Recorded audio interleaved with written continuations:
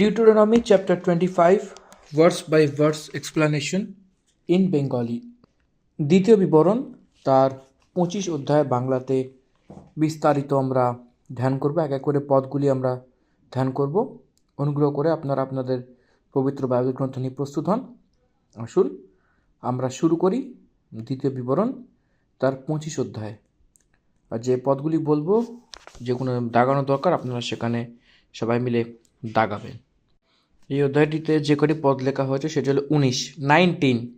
এই 19টি পদের মধ্যে যে প্রমুখ বিষয় যেটা আমরা দেখব, প্রথম 3টি পদ মানুষদের মাঝখানে কোনো ঝগড়া যদি হয় তো বিচার যে করে, যে বিচারকর্তারা বিচার করে দোষীকে চিনে তাকে সাজা দেওয়া।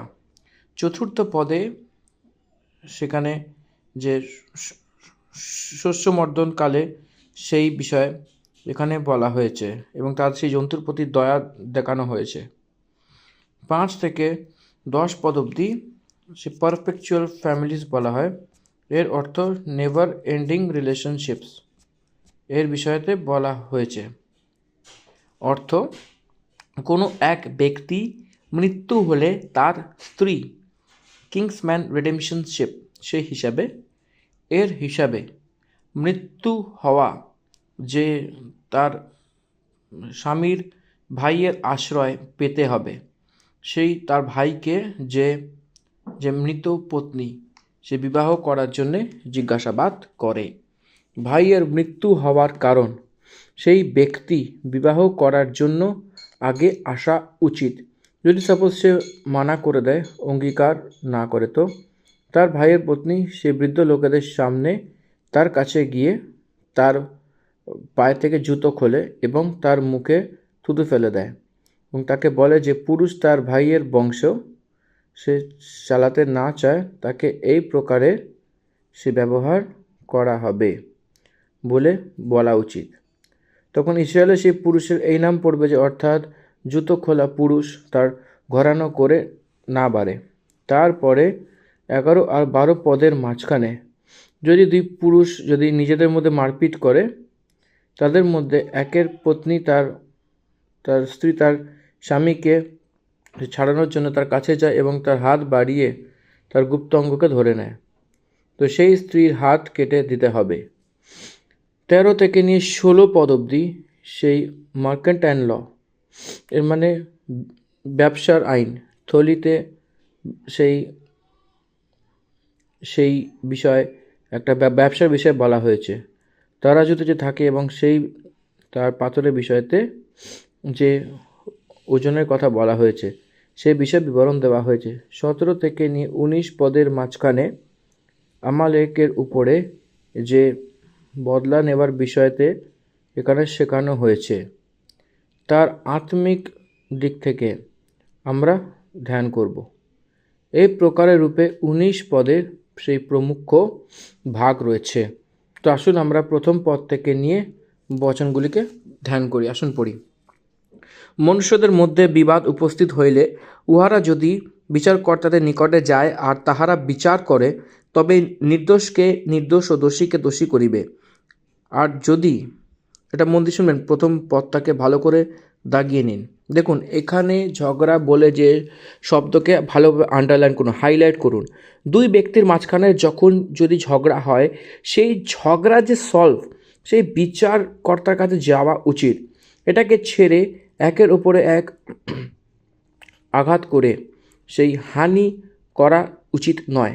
আজকেও আইনকে যদি আমরা দেখি, যে ক্রিমিনাল আইন, সিভিল ল আসে, তো ক্রিমিনাল আইন যেটা এক মানুষ অন্য মানুষকে যে দোষ দেওয়া এবং তাকে আঘাত করার মতো সেই হিংসা করা, খুন করা আর লহু বইবা, এই সব কিছু ক্রিমিনাল অফেন্সেসের মধ্যে আসে এবং তার জন্য আইন ব্যবস্থা রয়েছে। সেরকমভাবে সিভিল ঝগড়ার মধ্যেতেও সেই জমির বিষয়তে, ক্ষেতের বিষয়তে, সম্পত্তির বিষয়তে এবং ধনদৌলতের বিষয়তে এই প্রকারের ঝগড়া, তার বিষয়তেও যাকে বাদ বিবাদ ঝগড়া কারোরই কেন না থাকে, সেই বিবাদের কারণ থেকে অন্য ব্যক্তির ওপরে সেই বিপদ না করে কেবল বিচারকর্তার কাছেই আসা উচিত। সেগুলো শুনে বিচারকর্তা সেই প্রমাণগুলোকে দাঁড় করিয়ে যাঁচ পড়তাল করে তারা সিদ্ধান্ত নেয়। It is the duty of the জাজ to decide who is righteous and who are the victims and who are criminals. এখানে কে ক্রিমিনাল রয়েছে যেখানে বিচারে সেটা দেখাতে হবে। এটা অনেক মহান রেসপন্সিবিলিটি। এই জন্যে এই ন্যায়াধীশ যা ঘুষ নেয় তাদের মতো হওয়া উচিত না, কারুর পক্ষপাত করা উচিত নয় বলে মোশি এখানে বলছে ইসরায়েলিদেরকে। দ্বিতীয় পদ আমরা দেখি, আসুন। আর যদি দুষ্ট লোক প্রহারের যোগ্য হয় তবে বিচারকর্তা তাহাকে শয়ন করাইয়া তাহার অপরাধ অনুসারে আঘাতের সংখ্যা নিশ্চয় করিয়া আপনার সাক্ষাতে তাহাকে প্রহার করাইবে। তাদের প্রতি বেসিক্যালি বহিষ্কার করা, জুরমানা দেওয়া সেই প্রকারের আইন হিসাবে এবং বিচারের গম্ভীরতার হিসাবে সাজা দেওয়া, এবং সেটাই উচিত। এখানে একটা দোষীকে দোষীর রূপে নির্ধারিত হলে সেই সাজার জন্য সেই যোগ্য কি না সেটা ন্যায়াধীশ লোকেরা সেখানে যাচ করতে হবে। যাচ পড়তাল করার পরে যদি সে যোগ্য বলে যদি নির্ধারিত হয় তো বিচার তাকে পড়িয়ে তার সামনে যেরকম তার দোষ সেই অনুসার তাকে সেই গণনা করে তাকে সাজা দেওয়া হবে। গণনা করে সাজা দেওয়া, অন্য জায়গায় কোথাও নয়, নয়া দেশের সামনেই তাকে মারা, সেটাই তার সেই মার্ককে লাগাতে হবে। কিন্তু আপার লিমিট বা লোয়ার লিমিট এক মার্ক লোয়ার লিমিট, 40টি আঘাত আপার লিমিট। এর অর্থ যেটা পড়ে যাওয়া নয়, যে সংখ্যা যেটা বাড়া উচিত না সেটা হলো 40 থেকে অধিক হবে না, 40টা করেই দিতে হবে। 40টা অবধি পারমিটেড। আমাদের বাইবেল গ্রন্থতে এক ক্রম 40 অধিক নয় যীশু খ্রিস্টকে মারার সমান দেখা দেয়। সেরকমই 2 করিন্থীয় পত্রিতে 11 অধ্যায় 24 পদেতে পৌল তো 40টি কোড়া খেয়েছিল বলে এখানে দেখা যাচ্ছে। তাকে অন্যায় রূপে যদি মারা হয় তো 40টি আঘাত বলে যে ব্যবস্থা নিমিত্ত করা হয়েছিল, এই কারণ দ্বারাই তার থেকে বেড়ে তাকে হিংসা দিতে পারবে না।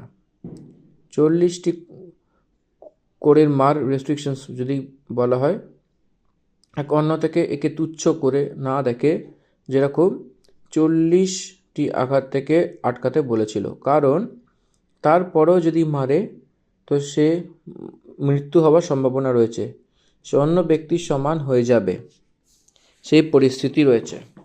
এই জন্য ইসরায়েল যখন ভুল কাজ করে 40টি প্রহার অবধি সীমিত রাখা হয়েছে। অন্য লোকেদের মতো সেই মৃত্যু হওয়া অবধি মারার সম্ভাবনা অধিকার ইসরায়েলিদেরকে নেই বলে সদাপ্রভুর বাক্য আমাদেরকে মনে করাচ্ছে। ইব্রানীয় পত্রী 11 অধ্যায় 36 পদে বিশ্বাসীদের বিষয়তে যে লিস্ট দেওয়া হয়েছে সেইটা অনেক রূপে যীশু খ্রিস্টের উপর বিশ্বাস যে করেছে, যীশু খ্রিস্টের নামে ভরসা করেছে এবং কোড়া খাওয়ার সম্মান দেখা যায়। তারপরে 3 পদ, সে 40 আঘাত করিতে পারে তাহার অধিক নয়, পাছে সে অধিক আঘাত দ্বারা ভারী প্রহার করাইলে তোমার ভ্রাতা তোমার সাক্ষাতে তুচ্ছনীয় হয়। এই বাক্যটাকে আন্ডারলাইন করে নিন, বি ভেরি কেয়ারফুল, সাবধান। 4 পদ, শস্যমর্দন কালে বলদের মুখে জালতি বাঁধিবে না, মানে যারা খেতে কাজ করে যে বলদগুলো তাদের মুখ বাঁধবে না যখন তারা কাজ করে সেই সময়। সেই জন্তু যখন কাজ করছে এই জন্য সে জন্তু খাওয়ার জন্য মুখটা খুলে রাখা দরকার। মুখকে বেঁধে সেটা না খাওয়ার মতো সে কার্য করা উচিত নয় বলে বলছে। কেন এই কথা বলতে এসেছে? করিন্থীয়র পত্রিতে পৌল লিখতে 9 অধ্যায়তে প্রেরিতের অধিকার আর কর্তব্যের বিষয়তে বলতে বলতে পলস এই কথাতে সেই দাবিয়ে বলার মতো আমরা দেখতে পাই। 9 পদে লেখা রয়েছে যে ব্যবস্থাও এটা বলে না যে মসির ব্যবস্থাতে লেখা রয়েছে যে দাউদের সময় চলতে চলতে সেই বলদের মুখ বাঁধবে না। কি পরমেশ্বর ভেলোহি কি বলদেরও চিন্তা করে? এর অর্থ যারা কাজ করে সে জন্তুকেই খাওয়ার অধিকার থাকে, তো সেই স্বতন্ত্রতা যদি থাকে তো আধ্যাত্মিক কার্য যারা করে সেই সুসমাচারক সেই কাজ দ্বারা যে পায় সেই সম্পত্তি দ্বারা সেই লাভ দ্বারা সে জীবনযাপন করতে হবে বলে এই বিষয়কে বলার জন্যে বলেছে। কি পরমেশ্বর সে বলদের বিষয়তে চিন্তাভাবনা করছে, নয়তো মানুষের বিষয়তে সে চিন্তা করছে? আপনি জাস্ট এটা একবার ভেবে দেখুন, এটা বলদের থেকেও একটা মানুষ কতটাই শ্রেষ্ঠ হয়, সেই মানুষের মধ্যে সুসমাচার শোনানো কতটা শ্রেষ্ঠ হয়।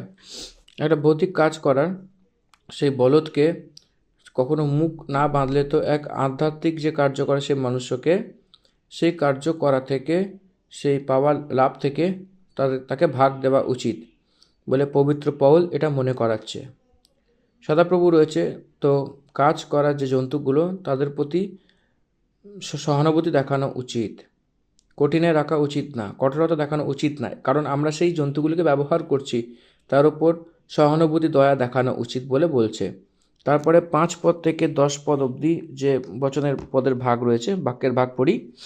যদি ভাতৃগণ একত্র, এটা অনেক ইম্পর্টেন্ট বিষয়, কারণ এই পদগুলিতে যেটা লেখা রয়েছে ইসরায়েলির যে অনেক সেই প্রমুখ রূপে অনেক জরুরি একটা রয়েছে, অনেক সম্বন্ধিত। এখানে উইনোয়াস রাইটসকে বাঁচানোর মতো এই পদ বাক্য দেওয়া হয়েছে। Women's rights and widows rights.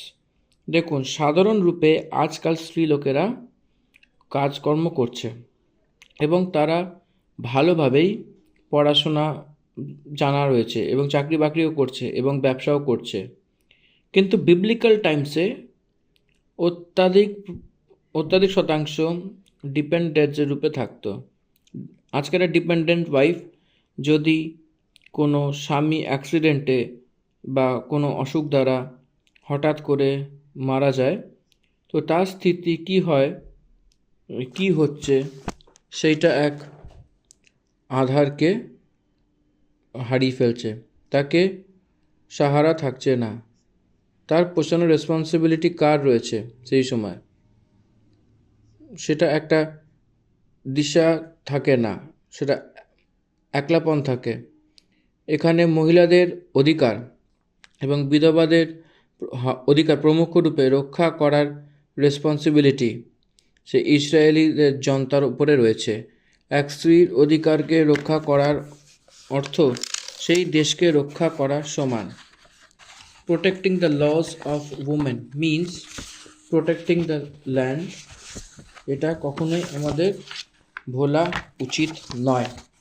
যদি কোনো ভাই সঙ্গে থাকে, সেখানে এক নিপুত্র মরে যায় আর সেই স্ত্রীর বিবাহ সেই গোত্রের না করা হয়। দেখুন, যদি কারোর স্বামী মারা যায়, যে ইসরায়েলি স্ত্রীরা রয়েছে, কারোর স্ত্রীর মধ্যে থেকে যদি ইসরায়েলি স্ত্রী মারা যায়, তো অন্য গোত্রের লোকেরা তার সঙ্গে বিবাহ করতে পারবে না। যদি কোনো অন্য ব্যক্তি অনেক পছন্দ করে তার সঙ্গে বিবাহ করতে চায়, তো সেই ব্যক্তি তাকে অঙ্গীকার করা উচিত নয়, কারণ সেই পরিবার অঙ্গীকার করতে পারবে না। কেন বলে যে জিজ্ঞাসা করলে, সদাপ্রভু সেই স্ত্রীকে অন্যায় না হয়ে সেই স্ত্রীর উপরে দয়া করে তার পোষণের নিমিত্ত একটা মার্ককে নিযুক্ত করেছিল। সেটা এটাই যে ইসরায়েলি তার বিছানাকে শুদ্ধ করার মতো অন্য লোকদের সঙ্গতিতে যাওয়া উচিত না। তার স্বামী তার ভাইয়ের কাছে গিয়ে তাকে পত্নী করে নেয় এবং তাকে সেই স্বামী ভাইয়ের ধর্ম পালন করে।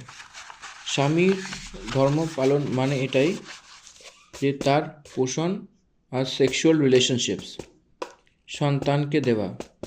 এই ধর্ম যে মৃত স্বামী তার ভাই যে বিধবা হওয়া স্ত্রীর ওপরে এই ধর্মকে পালন করা।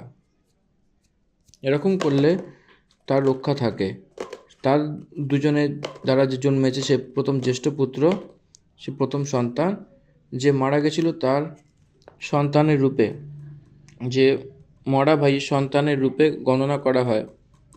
সে ব্যক্তি যে সন্তান না হয়ে মৃত্যু হয়েছিল, এই জন্য তার বংশতে তার নাম যাতে মুছে না যায়, সেই স্ত্রীকে কি তার ভাইয়ের উপরে দয়ার রূপে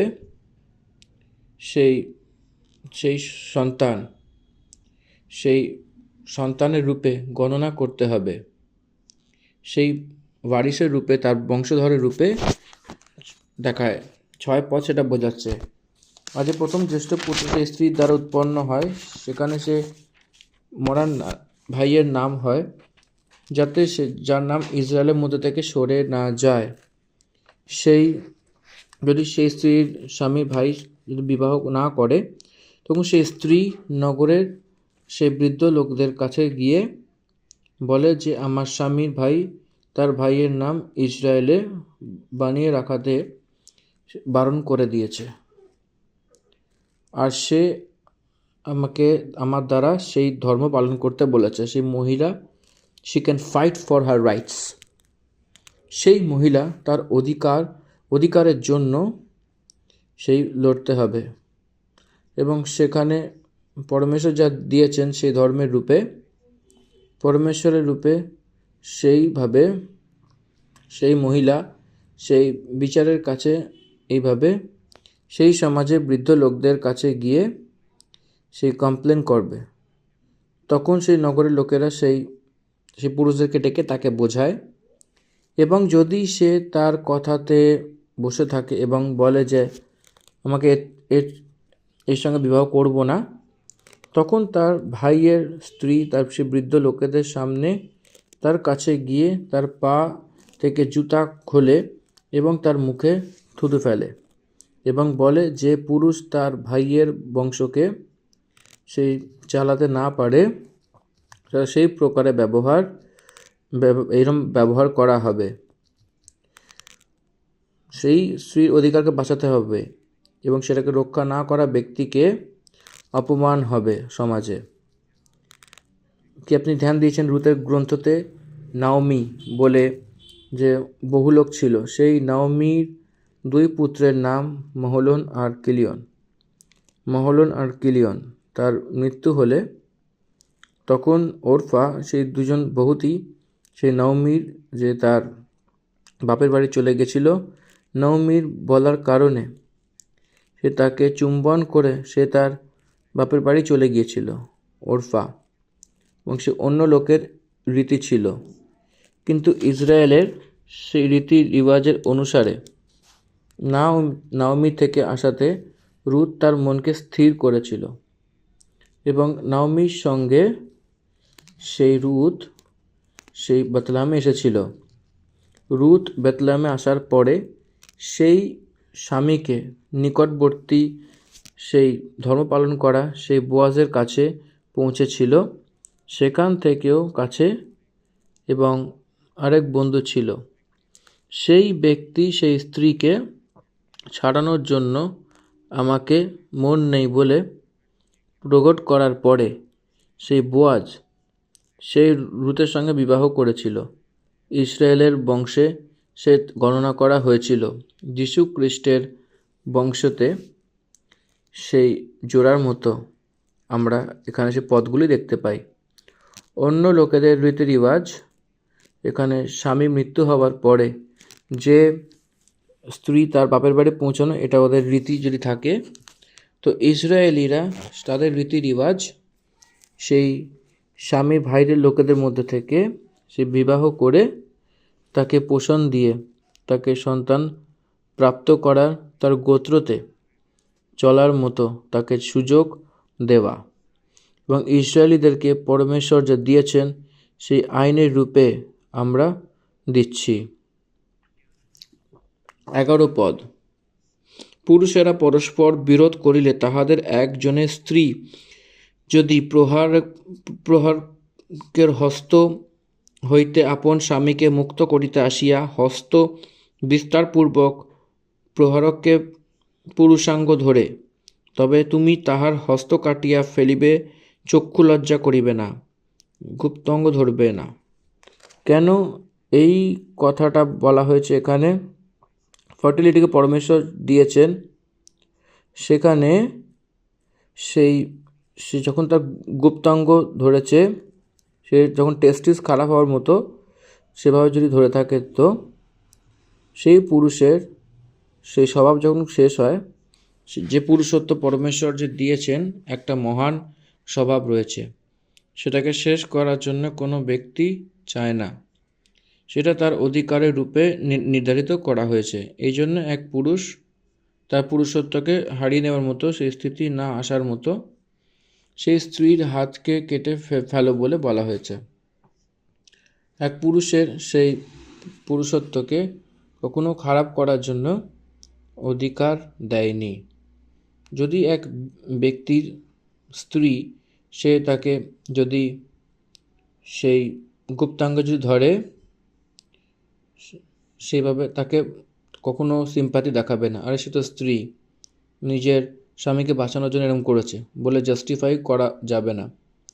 তার হাতকে কেটে ফেলা, সহানুভূতি দেখাবে না বলে বলছে। তারপরে 13 থেকে 16 পদের মাঝখানে মার্কেন্টাইন্স ল, ব্যাপারের আইন রয়েছে। সেই ব্যাপারের কানুনে তার নিজের থলিতে বাতি করে এবং সেইভাবে অনেকভাবে বলা হয়েছে। তার ঘরে সেই কমি ঘটি কোনো কিছু না রাখো, এবং সেই পুরোভাবে সেই ধর্মের হয়। কিন্তু যারা ব্যবসায়ী, তাদের একটা রীতি এবং বিক্রি করাতে একটা রীতির সমান বস্তুকে ব্যবহার করেছে। তরাজু সব কিছু, সেই বস্তুগুলি কেনবার জন্যে বেশি তরাজুতে আসার মতো ওয়েট গেন করা সেই বস্তুকে ব্যবহার করা, বিক্রি করার সময় কম বস্তুকে দেওয়ার মতো করা, সেরকম মাপতেও কিছু রং মেজারমেন্টস আসার মতো করত, সেই তরাজুতে রং মেজারমেন্টস আসার মতো করত। নীতিবচনের পুস্তক সেই সত্য তরাজু শ্রী সদাপ্রভুর দিক থেকে হয়, সেখানে সেই সব কিছু তারই তৈরি। সেরকমভাবে পরমেশ্বর যা করেছে, সেখানে পরমেশ্বরের নিয়ম রয়েছে এবং পরমেশ্বরের জাস্টিস সেই নীতিবচনের সেখানে ওপর নিচে হতে সদাপ্রভু ঘৃণা করেন, সেই তরাজুর ঠিক নেই। সেইভাবে বিচার সম্বন্ধিত রূপে থাকা উচিত। তার থলিতে বাতি অর্থাৎ সেই উঁচু নিচু কিছু রাখবে না। 13 থেকে 16 পদ অবধি দেখুন, ধ্যান দিন। তোমার থলিয়াতে ছোট বড় 2 প্রকার বাটখারা না থাকুক। 1000 গ্রাম মানে 1000 গ্রামই থাকা উচিত, 10 থাকা উচিত না, আর 990 থাকা উচিত না। ঘটনা বাড়া উচিত না, কারণ সে জাস্টিস নেই, সেটা বিচার নয়। এই জন্য সেই ব্যবসাতে সেই পুরো ব্যাপার করা বলে বলা হয়েছে। পরমেশ্বর বলছে তার ঘরে বাতির অর্থাৎ সেই ভর্তি নপুয়ে না রাখো, তোমার বাটকরা এবং পুরো এবং ধর্মের হয়। আর এই যে দেশ তোমার পরমেশ্বর সদাপ্রভু তোমাকে দেয়, তার থেকে তোমার আয়ু অনেক হয়। যে দেশ পরমেশ্বর সদাপ্রভু তোমাকে যা দিয়েছে, সেখানে তোমার আয়ু অনেক হয়। কারণ এরকম কার্যতে যেরকম কুটিলতা করা হয়, সে সব তোমার পরমেশ্বর সদাপ্রভুর দৃষ্টিতে ঘৃণিত রয়েছে। দ্য লর্ড হেটস ইনজাস্টিস, অন্যায়কে সে ঘৃণা করে। আমার প্রিয় পরমেশ্বরের সন্তানেরা, পরমেশ্বর ন্যায়কে চাইছে। পরমেশ্বর ধোঁকাকে সইতে পারে না। যে ধোকা দেয় সে নিশ্চয়ই সাজা পায়। যে ধোকা দেয় এখানে কোনো সন্দেহ নেই। তারপর 17 পদ থেকে 19 পদ থেকে অনেক প্রমুখ রূপে যদি দেখা যায় আমালেকের সর্বনাশের আজ্ঞার বিষয়তে প্রত্যেক রূপে সেই এখানে বলা হয়েছে। সেখানে না থাকার মতো সেইভাবে এখানে আকাশের ওপরে সেখানে না থাকা সেরকমভাবে সেখানে সংহার করার জন্য বলেছে। কেন? কে এই আমালেক? আমালেকেও আমাদেরকে এসাউয়ের নাতি এলিফাসের পুত্র আমালেকি। আমালেকির অর্থ সেই চাট এসে পড়ে, সেই এক শব্দ যদি বলা হয় সেখানে লহুকে চাটে, রক্তকে চাটে বলে অর্থ আসে। such a terrific and terrible people, তারা ইসরায়েলি থেকে সর্বপ্রথম যুদ্ধ করা জাত। এটা সেই ইসরায়েলিরা সেইভাবে এই লোকদের বিষয়তে বাইবেল ফার্স্ট ওয়ার উইথ ইসরায়েলাইটস বলা হয়েছে। এর মানে অনেক গম্ভীর রূপে রয়েছে, অনেক খারাপ মার্গের লোক রয়েছে, আপনি ধ্যান দিন। এরা আমালেকীয়, এরা ইসরায়েলিরা এবং আলাদা আলাদা সন্দর্ভে ঝগড়া রেখেছিল। পরমেশ্বর তাকে কেন বাচ্চাদের সমেত, পশুদের সমেত, জন্তুর সমেত, স্ত্রীদের সমেত নাশ করার জন্য বলেছিলেন, এটা যদি জানা যায় তো অনেক আশ্চর্য রূপের হবে। এটা আমালেকীয় জিহুদি এবং দক্ষিণ প্রান্তে, সেখান থেকে শুরু করে নর্থ আরেবিয়া অবধি এরা নিবাস করেছিল। এরা ইসরায়েলের ওপরে 3 প্রকারের প্রত্যেক অ্যাটাকস করেছিল। এরা যখন ইসরায়েল লোকেরা মিশর দেশ থেকে বেরিয়ে আসছিল, সেইভাবে সেই দাউদের সময় সেই শিকলকের প্রান্তে, সেই ন্যায় প্রান্তে এবং সেখানে একটা নির্দয় লোক রয়েছে, সেইভাবে রয়েছে। সেখানে কেউই যদি তরস খায়, কিন্তু এরা এরকমভাবে ব্যক্তি, এরকম লোক রয়েছে যে সে হাঁপিয়ে যাওয়া লোকদেরকেও এরা মেরে ফেলতো। স্ত্রী লোকেদেরকেও গর্ভকে ফাটিয়ে, যারা গর্ভবতী থাকে যে স্ত্রীরা, সেই গর্ভকে ফাটিয়ে নষ্ট করে এবং বাচ্চাদেরকেও মেরে ফেলতো। এই জন্য পরমেশ্বর তাদের উপর তরস না খেয়ে, সিম্পাথি না দেখিয়ে এই জন্যে থাকার জন্য শিখিয়েছিলেন। তারপরে বিচারের গ্রন্থতে 6 অধ্যায় 3 পদ, ইসরায়েলিরা যে বীজ বয়েছিল আর এরা সেই ফসলকে কাটত। এর অর্থ ভোজনের রক্ষা ইসরায়েলিদেরকে থাকা উচিত না, তাদের সন্তান থাকা উচিত না, পশুদেরকে ইসরায়েলিরা রাখা উচিত না, তাদেরকে থাকা উচিত না। তাদেরকে নাশ করার জন্য যে প্রযত্ন করা হয়েছিল সেই জাত রয়েছে এটা আমালেকীয়। এই জন্য প্রথম স্যামুয়েলের পুস্তক 15 অধ্যায় 33 পদে যদি আমরা দেখি তো সামুয়েল সেই রাজাকে যেহোবার সামনে টুকরো টুকরো করেছিল বলে লেখা রয়েছে। শাউল রাজা থেকে পরমেশ্বর বলেছিল সেই আমালেকীয় সর্বনাশ বলেছিল, সেই সম্পূর্ণ রীতিটা নষ্ট না করে একটা পক্ষের রূপে, এবং সেই রাজা আমালেকের হাতে মরার সমান ইতিহাস আমাদেরকে মনে দেখায়। সেই এস্তারের গ্রন্থে দেখুন, হামান বলে এক ব্যক্তি সেখানে দাঁড়িয়েছিল এবং সেই আগাগ বংশী বলে লেখা রয়েছে। হামান, আগাগ তার অর্থ সে আমালেকীয় রাজা। এই আগাগকেই সামুয়েল টুকরো টুকরো করে দিয়েছিল। এই জন্যে তার সন্তানের মধ্যে থেকেই এই আগাগের সেই বংশতে হামান এসেছিল, সে স্থিরের সেখানে সব ইসরায়েলের লোকেরে সেই রাজ্যের সেখানে একটা যোজনা বানিয়ে সে ইসরায়েলকে নাশ করার জন্য সেইভাবে সেই রফিদিম সেখানে যখন ছিল, মিশর দেশ থেকে যখন ফিরে আসার সময় এই আমালেকীয় ইসরায়েলিদেরকে সঙ্গে যুদ্ধ করেছিল। তখন যেহোশু তাদের সঙ্গে যুদ্ধ করেছিল।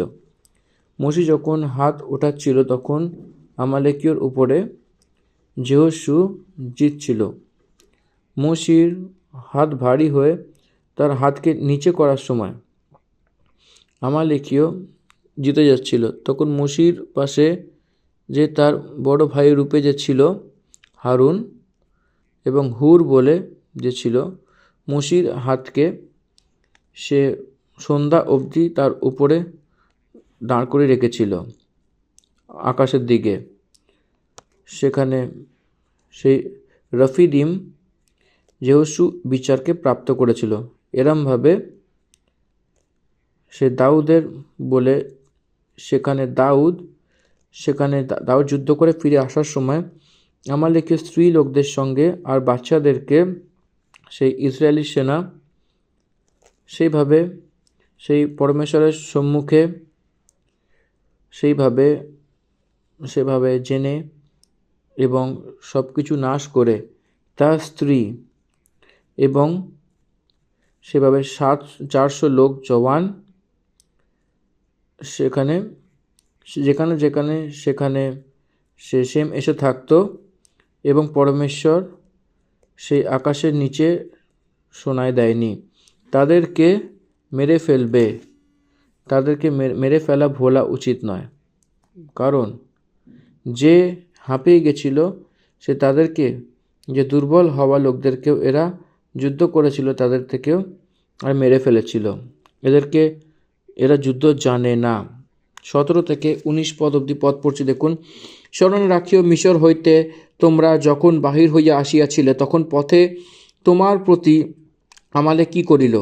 আমাদেরকে যে নির্গমনের পুস্তকে সেই 17 অধ্যায়তে আমরা 14 পদ থেকে নিয়ে আমালেকের বিষয়তে সেখানে কোন রীতিতে অ্যাটাক করেছিল, সেখানে নিরন্তর যুদ্ধ বলে পয়েন্ট রয়েছে।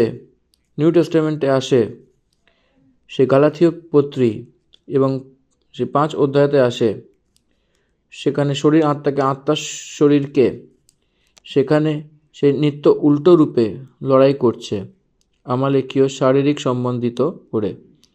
ইসরায়েলিরা আত্মিক সম্বন্ধিত হয়ে যে রূপ রয়েছে, আমালেকীয়রা শারীরিক সম্বন্ধিত শরীর এবং শরীরের সে কার্য, যে ওল্ড সিনফুল নেচার, প্রাচীনকালের যে পাপের স্বভাব, আমালেকীয় এর চিহ্ন রূপে দেখাচ্ছে।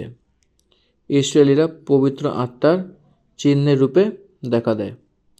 এ দুটিকে সর্বদা লড়াই হতেই থাকে।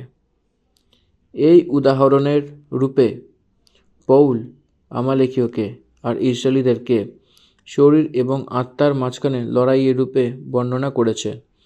এজন্য শরীর নাশ হওয়া, আত্মা জীবিত থাকা, মানে শারীরিক কর্মকে নাশ করতে হবে বলে লিখেছে। আমালেকীয়কে মেরে ফেলার অর্থ শারীরিক কর্মকে মেরে ফেলা বলে তুলনা যদি করি তো অনেক ভালো রূপে থাকবে, আত্মিক রূপে আমাদের বোঝা উচিত। তারপরে শয়তানের চিন্তাভাবনা কি রয়েছে? হত্যা করা, বিনাশ করা। হত্যা আর বিনাশ করা, এইটা দুটোই আমালেকের গুণের রূপে দেখা যাচ্ছে। এই জন্য আমালেকীয় শয়তানের রূপে দেখা যাচ্ছে, তাদেরকে নাশ করার জন্য বলছে। অর্থাৎ তাদেরকে পরমেশ্বরের ভয় ছিল না, এই কারণ সে যখন তুমি মার্গে ছিলে সেইখানে তোমার প্রতি চড়াই করে যত নির্বল হওয়ার কারণ সব থেকে পিছনে ছিল, সেই সবাইকে মেরে দিয়েছিল।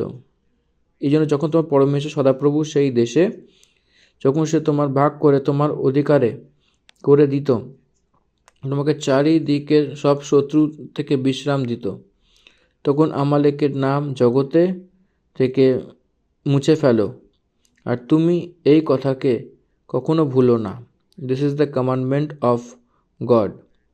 কমান্ডমেন্ট, এটাকে কখনো হালকায় নেওয়া যাবে না, এটাকে আজ্ঞার রূপে নেওয়া উচিত, রেসপন্সিবিলিটি রূপে নেওয়া উচিত। আমালেকীয় অনেক ঘোরতর পাপ করেছিল এবং সেইভাবে সেই রূপে রয়েছে। এটা খুব একটা ডেঞ্জারাস পয়েন্ট, এটাকে ভালোভাবে কিন্তু মাথায় রাখবেন, কারণ এটা খুব দরকার।